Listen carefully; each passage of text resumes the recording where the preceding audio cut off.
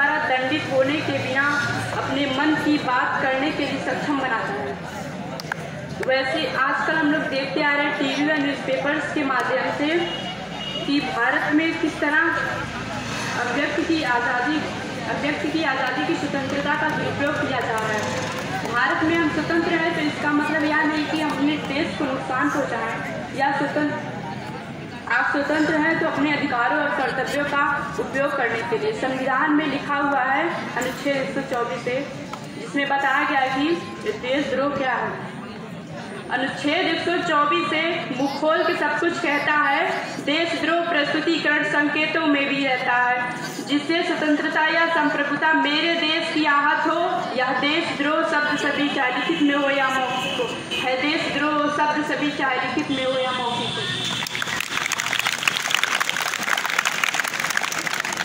हमारे तरफ से इनको बहुत बहुत धन्यवाद। इन्होंने आप लोगों ने देखा कि अपने भाषा के माध्यम से किस तरह से हमारे ये जो बिंदु थी अभिव्यक्ति की आज़ादी, इस बिंदु पर अच्छे से अपना प्रस्ताव रखा, अपने आप को दिखाया कि किस तरह से हम लोग इसे अच्छे तरीके से अभिव्यक्त कर सकते हैं, किस तरह से इसे बना सकते हैं।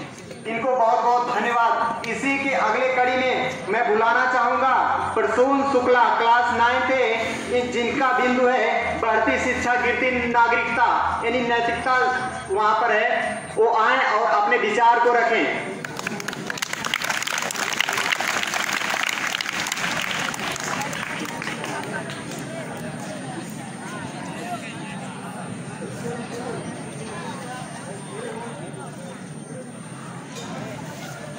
आदरणीय अध्यक्ष महोदय, श्रीमान प्रधानाचार्य जी एवं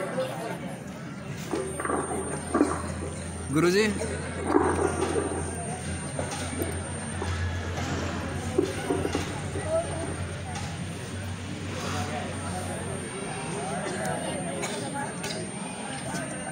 आदरणीय अध्यक्ष महोदय, श्रीमान प्रधानाचार्य जी, मेरे प्यारे भाइयों एवं बहनों, मैं आप सबके सामने बढ़ती शिक्षा और गिरती नैतिकता पे अपने विचार रखना चाहता हूँ। जैसा कि आप सब जानते हैं कि आधुनिक युग में शिक्षा का क्या महत्व है, परंतु बढ़ती शिक्षा मनुष्य के अंदर की नैतिकता को खत्म करती जा रही है। ऐसा नहीं है कि शिक्षा जरूरी नहीं है, परंतु हमारे अंदर नैतिकता का भी भावना होना आवश्यक है। एक मनुष्य का दूसरे मनुष्य के प्रति व्यवहार कैसा आप सब देख रहे हैं। एक मनुष्य दूसरे मनुष्य को नीचा साबित करना चाहता है, उसे अपनी शिक्षा पर घमंड है और इसी घमंड के कारण उसके अंदर की सभी मानवता खत्म होती जा रही है। हमारे जीवन में नैतिकता के साथ साथ शिक्षा भी आवश्यक है, परंतु शिक्षा हमें अच्छे से चलना सिखाती है। जैसा कि आप सब जानते हैं कि शिक्षा ददाति विनयम, शिक्षा हमें विनय देती है, परंतु नैतिकता भी हमारे जीवन में होना आवश्यक है। यदि कोई शिक्षित व्यक्ति अपने अंदर नैतिकता की भावना नहीं रखता है तो उसका सब शिक्षा व्यर्थ है। इसीलिए हमारे जीवन में शिक्षा का जितना महत्व है उससे कहीं अधिक ज़्यादा नैतिकता का महत्व है। धन्यवाद।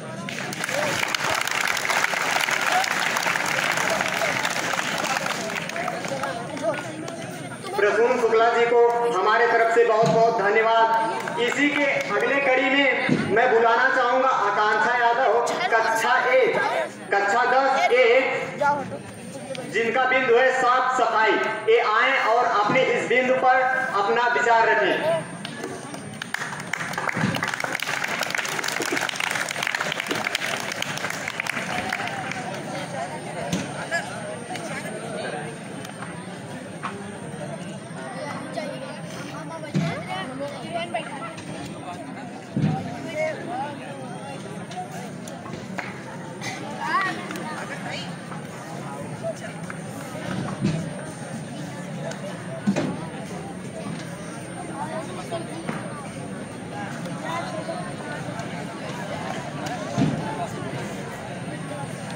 आदरणीय प्रधानाचार्य जी, उप प्रधानाचार्य जी, शिक्षक बंधुओं एवं मेरे प्रिय भाइयों एवं बहनों को मेरा नमस्कार। मैं आपके समक्ष स्वच्छता के विषय पर विचार प्रस्तुत करने जा रही हूँ। साफ सफाई हमारे जीवन का एक महत्वपूर्ण पहलू है। यह हमारे जीवन की प्राथमिकता है। स्वच्छता जरूरी है क्योंकि साफ सफाई से हम जीवन में आने वाली कई परेशानियों से मुक्ति पा सकते हैं। स्वच्छता का अर्थ है साफ सफाई से रहने की आदत। सफाई से रहने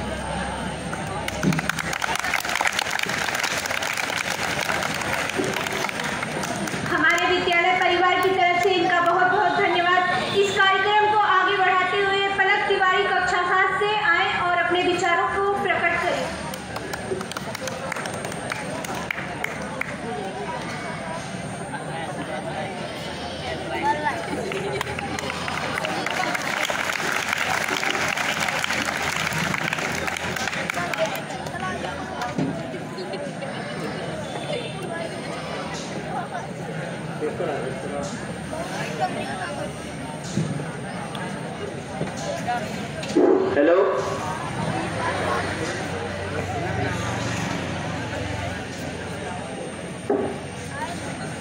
आदरणीय मुख्य अतिथि प्रधानाचार्य गुरुजन बिंदु, आपके समक्ष में बढ़ती शिक्षा गिरती नैतिकता पे कुछ बिंदुओं को उल्लेखित करने जाए, इसमें जो मानवीय त्रुटि से क्षमा करने का कष्ट करे।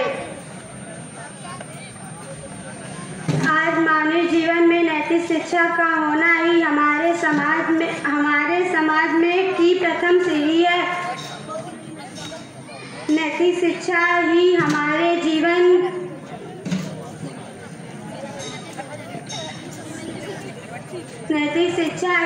समाज की सर्वप्रथम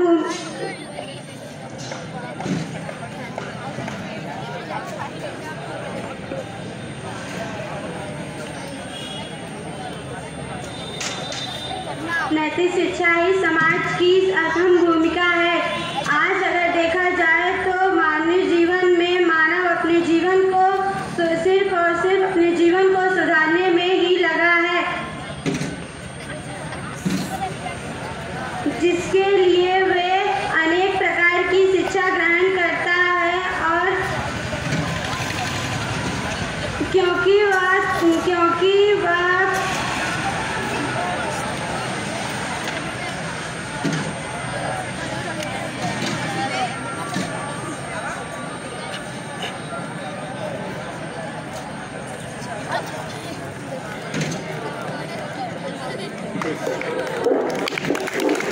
बहुत धन्यवाद इस बच्ची को। बहुत मुख्य बिंदु पर इसने अपने विचार को रखा। नैतिकता क्या है और एक नैतिक व्यक्ति के द्वारा ही एक अच्छे चरित्र का निर्माण किया जा सकता है। इसने बहुत प्रयास भी किया। जो भी अपनी टूटी फूटी भाषा में अपने विचार को व्यक्त किया, उसके लिए धन्यवाद की पात्र है। आप लोग अपना सहयोग बनाए रखें, क्योंकि शालीनता बिना मूल व्यक्ति है, शालीनता बिना मूल व्यक्ति है, लेकिन उससे सब कुछ खरीदा जा सकता है। तो आप लोग जिस शालीनता का परिचय दे रहे हैं, उसके लिए आप धन्यवाद के पात्र हैं। इसी कड़ी में आप अपने कार्यक्रम को जारी रखें। बहुत बहुत धन्यवाद। आदरणीय अध्यक्ष महोदय, समाज के लोकप्रिय मुख्य अतिथि जी और प्रधानाचार्य, आचार्य एवं आचार्य और इस प्रांगण में उपस्थित मेरे प्रिय भाइयों एवं बहनों, मैं क्लास 12 का विकास गिरी सबको नमन करता हूँ। इसी कड़ी के साथ मैं आगे क्लास 6 से अनुराग यादव को बुलाना चाहता हूँ। वो आए और अपनी अभिव्यक्ति की आजादी पर कुछ कहें।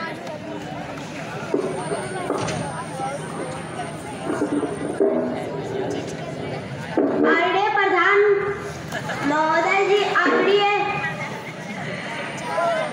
आदरणीय प्रधान महोदय जी, आदरणीय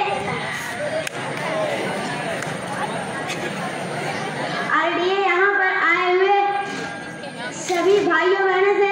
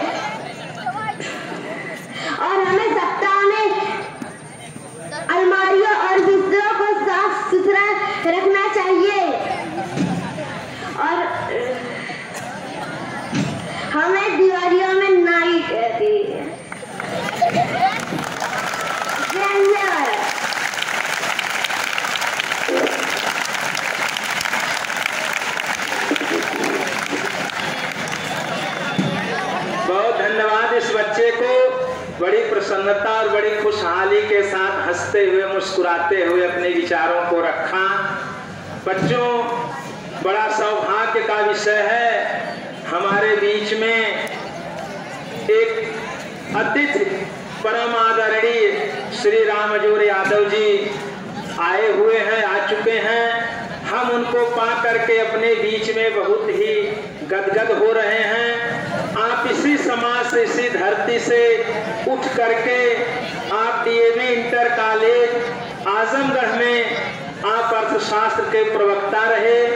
लंबे समय तक सेवा के बाद आप सेवानिवृत्त हुए और आज हम लोगों के बीच में हम लोगों का हौसला बढ़ाने के लिए, हम लोगों के विचारों में एक निखार लाने के लिए उपस्थित हुए हैं और हम लोगों को अपने भाव विचारों से अभिसिंचित भी करेंगे। तो हम सर्वप्रथम इनका स्वागत करेंगे। हम आमंत्रित करते हैं कक्षा 11 से अनुष्का विश्वकर्मा और आकांक्षा यादव जी को। ये दोनों बच्चियां आई हों तो अतिथि महोदय का स्वागत करने के लिए आगे आए और संयुक्त रूप से हमारे इंटर कॉलेज के प्रधानाचार्य जी और श्री सत्य प्रकाश यादव जी, आप दो लोग और ये दो बच्चियां संयुक्त रूप से आदरणीय अतिथि महोदय का स्वागत करेंगे। इसी करीब हम आमंत्रित करते हैं। जो भरा नहीं है भाव से, जो भरा नहीं है भाव से, जिसमें बहती रसधार नहीं, वह हृदय नहीं है पत्थर है, जिसमें स्वदेश का प्यार नहीं, जिसमें स्वदेश का प्यार नहीं। तो जिस धरती पर हमने जन्म लिया है उसका भी बहुत बड़ा उसका ऋण, हम किन किन रूपों में उसका ऋण है उसको भी हम पूर्ण रूप से चुका नहीं सकते हैं। इसी क्रम में कक्षा 11 के बच्चियां और हमारे प्रधानाचार्य अमित बाबू और हमारे सभी विद्वान अध्यापक जी मिल करके अतिथि महोदय का स्वागत करते हैं।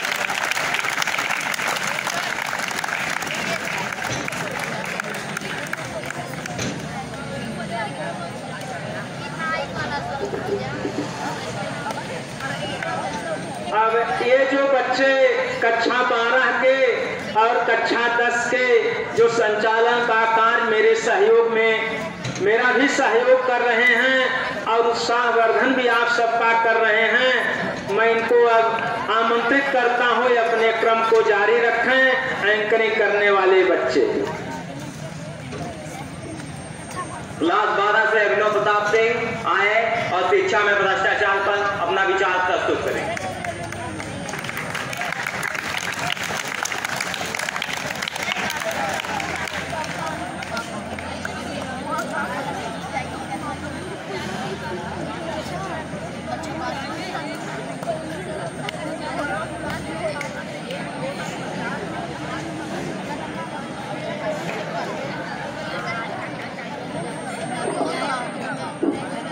आदरणीय अध्यक्ष महोदय, प्रधानाचार्य जी एवं आचार्य,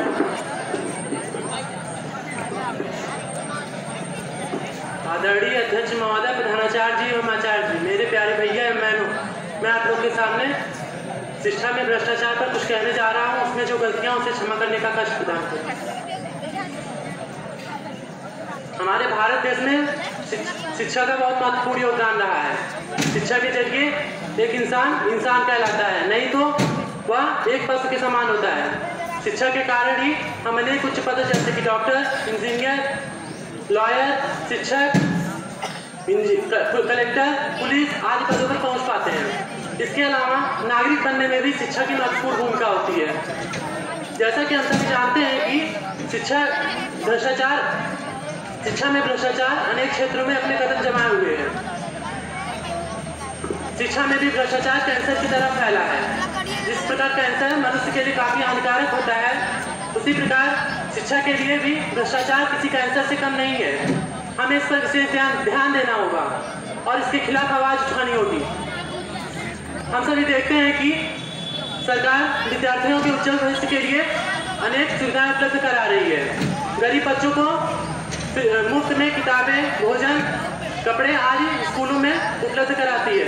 लेकिन कुछ लोग ऐसे भी होते हैं जो इस क्षेत्र में भी भ्रष्टाचार फैलाते हैं। ऐसे भ्रष्टाचार कई तरह से फैले हुए हैं। कई शिक्षक ऐसे होते हैं जो बच्चों को ढंग से पढ़ा नहीं पाते और वहाँ के बच्चे ढंग से पढ़ भी नहीं पाते। इससे उन बच्चों का भविष्य उज्जवल नहीं हो पाता है। और ऐसे भ्रष्टाचार हमारे देश में अनेक रूपों में फैले हुए हैं। कई लोग बड़े बड़े उच्च पदों पर तैयारी कर रहे हैं, लेकिन कुछ काबिल विद्यार्थी ही अपनी काबिलियत के अनुसार उस पद को प्राप्त कर सकते हैं, लेकिन रिश्वत न दे पाने की वजह से वह उस पद को नहीं प्राप्त कर पाते, जिससे उनका भविष्य अंधकार में रह जाता है। और उस पद को ऐसे लोग प्राप्त करते हैं जो रिश्वत देने के लिए उनके पास पैसे होते हैं और पढ़ाई में कुछ खास नहीं होते, लेकिन फिर भी वह उन पदों पर पहुंचकर उन पदों को संभाल रहे हैं। कुछ नेता तो ऐसे होते हैं जो अपने अगल बगल घूमने वाले लोगों को उनकी काबिलियत ना होने के बावजूद उन्हें स्कूल या कॉलेजों में शिक्षक के रूप में आश्रित कर देते हैं, लेकिन वे शिक्षक ना तो बच्चों को ढंग से पढ़ा पाते हैं और वहाँ के बच्चे ना तो ढंग से पढ़ पाते हैं। इससे वे वहाँ के बच्चों के भविष्य के साथ खिलवाड़ कर रहे हैं। आजकल हमारे देश में फर्जी डिग्रियों का व्यापार बहुत तेजी से चला है। कई लोग ऐसे कामों में संलग्न हैं, लेकिन कई लोग ऐसे होते हैं जो किसी अयोग्य व्यक्ति को फर्जी डिग्रियों द्वारा उस पद पर आश्रित कर देते हैं, और जो अच्छे से पढ़ाई करने वाले ईमानदार विद्यार्थी होते हैं वह उनके हिसाब से अच्छी नौकरी नहीं मिल पाती, जिसके कारण वे भ्रष्टाचार के कैंसर के शिकारी हो जाते हैं। और हमें शिक्षा में भ्रष्टाचार को बिल्कुल नहीं आने देना चाहिए, क्योंकि शिक्षा एक ऐसा क्षेत्र है जिसमें हर एक व्यक्ति होकर गुजरता है, और हमें अपने देश के भविष्य के लिए और हर एक के भविष्य के लिए हमें शिक्षा में भ्रष्टाचार को कैंसर के रूप में नहीं आना देना चाहिए और उसे दूर करने का प्रयास करना चाहिए। इसी के साथ मैं अपनी वाणी को विराम देता हूँ। जय हिंद, जय भारत।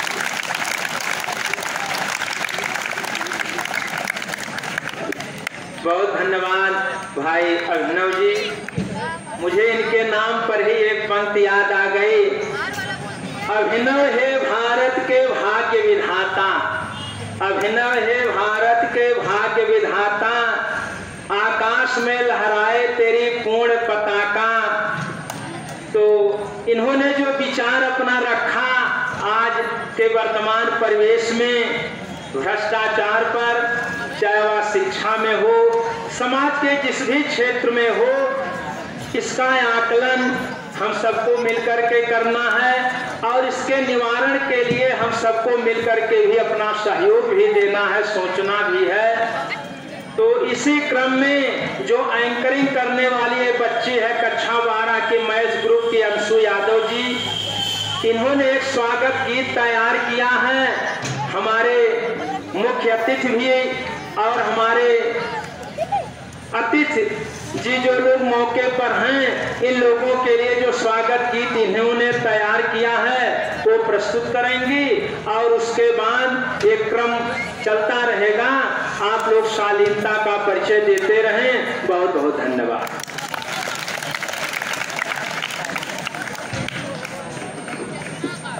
आदरणीय अध्यक्ष एवं मेरे गुरुजन बिंदु एवं यहाँ पर उपस्थित विद्या समाज, मैं अंशु यादव क्लास 12 मैथ से एक स्वागत गीत प्रस्तुत करने जा रही हूँ। इसमें जो त्रुटियाँ होंगी उसे क्षमा करने का कष्ट करें। भावनाओं की है रोली चावल, मुस्कुराहट का पुष्पहार, भावनाओं की है रोली चावल, मुस्कुराहट का पुष्पहार।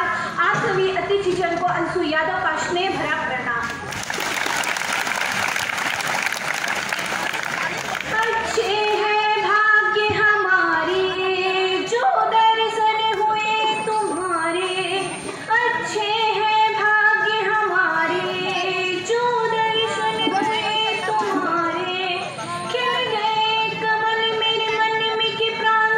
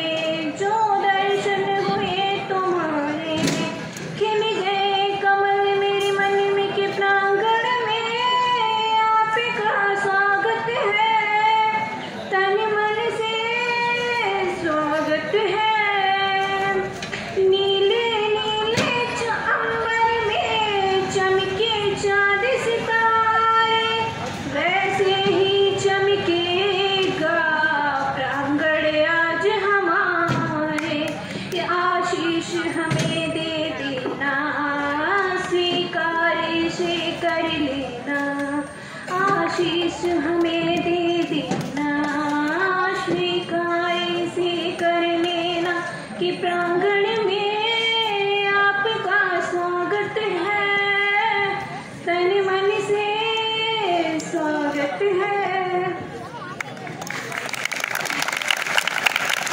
अतिथि देवो भव कहती है भारत की धरा, अतिथि देवो भव कहती है भारत की धरा। स्वागत करके आपकी हम निभा रहे हैं परंपरा। जय हिंद, जय भारत।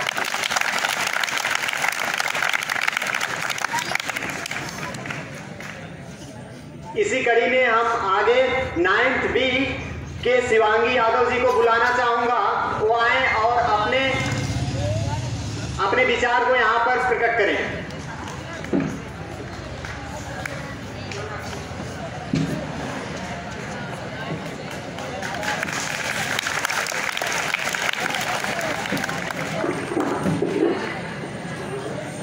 आदरणीय अध्यक्ष महोदय, प्रधानाचार्य महोदय, शिक्षक एवं शिक्षिका और मेरे प्रिय भाई एवं बहन, यहाँ पर आए सभी अतिथि गुरुजनों का सशक्त प्रणाम करती हूँ। आज की मेरी टॉपिक है शिक्षा में भ्रष्टाचार। भ्रष्टाचार दो शब्दों से मिलकर बना है, भ्रष्ट और आचार। भ्रष्ट का अर्थ है खराब या नष्ट, और आचार का अर्थ है व्यवहार और खराब व्यवहार।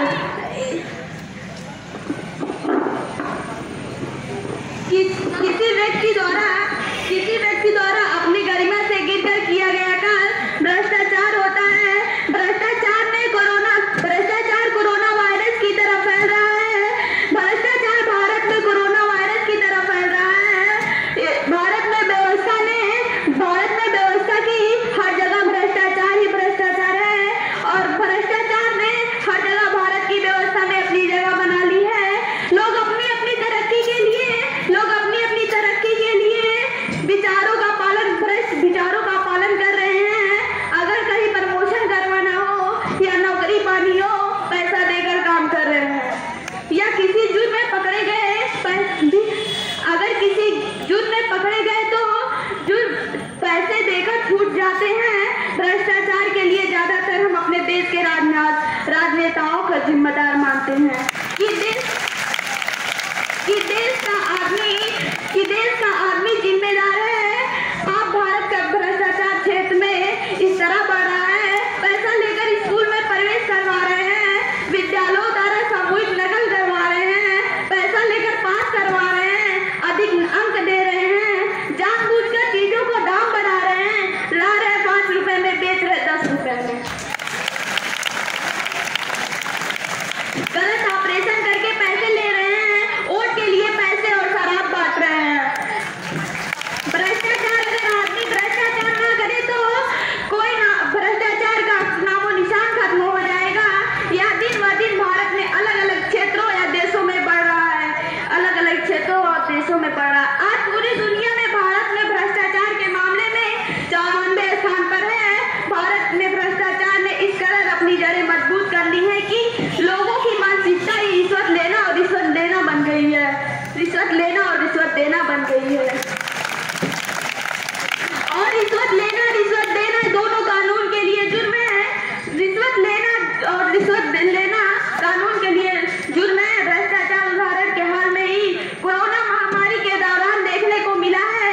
वही कुछ चिकित्सालयों में क्षेत्रों में इसे और भड़काने का काम किया है।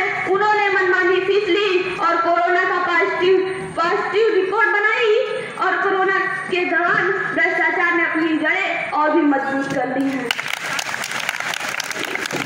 दुआ प्रार्थना भक्ति पूजा सब बेकार है। दुआ प्रार्थना भक्ति पूजा सब बेकार है अगर तुम्हारे मन में आज भी भ्रष्टाचार है। अगर तुम्हारे मन में आज भी भ्रष्टाचार है।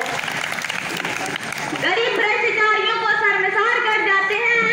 गरीब भ्रष्टाचारियों को शर्मसार कर जाते हैं। ईमान नहीं बेचते भले ही मर जाते हैं। ईमान नहीं बेचते भले ही मर जाते हैं। भ्रष्टाचार में सब बर्बाद है।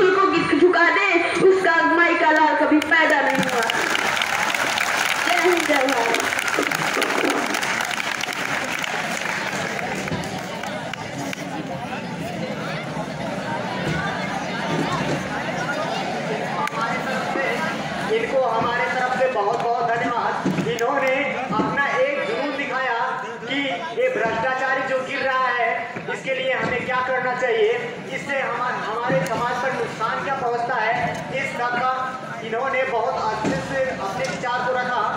इनको हमारे तरफ और हमारे स्क्याडी स्कूल के तरफ से बहुत बहुत धन्यवाद। इसी कड़ी में मैं बुलाना चाहूँगा कक्षा 7 के जो चंदन राजभर जी हैं वो आए और अपने विचार को यहाँ पर प्रकट करें। कक्षा 7 चंदन राजभर।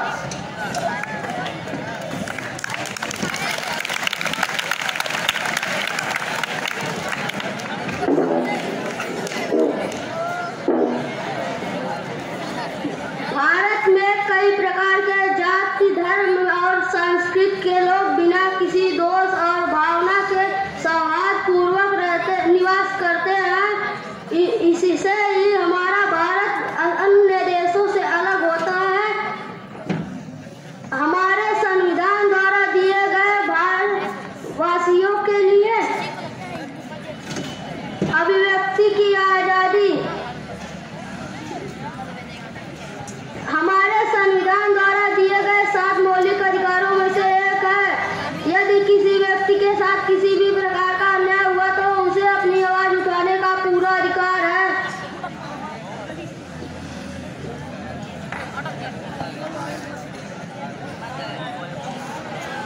जय जवान जय किसान, उनको मैं करता हूँ सम्मान। जय हिंद जय भारत।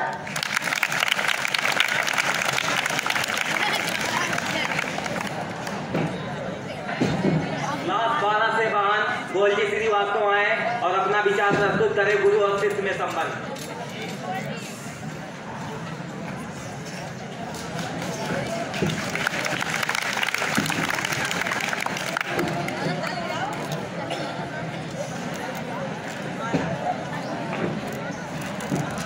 आदरणीय अध्यक्ष महोदय, गुरुजनों एवं आए हुए यहाँ सभी अतिथिगण, मेरे समस्त भाइयों और बहनों, मैं आप लोगों के समक्ष एक नया बिंदु जो गुरु और शिष्य में संबंध दिया गया है, मैं उस पर आप लोगों के समक्ष कुछ कहना चाहती हूँ।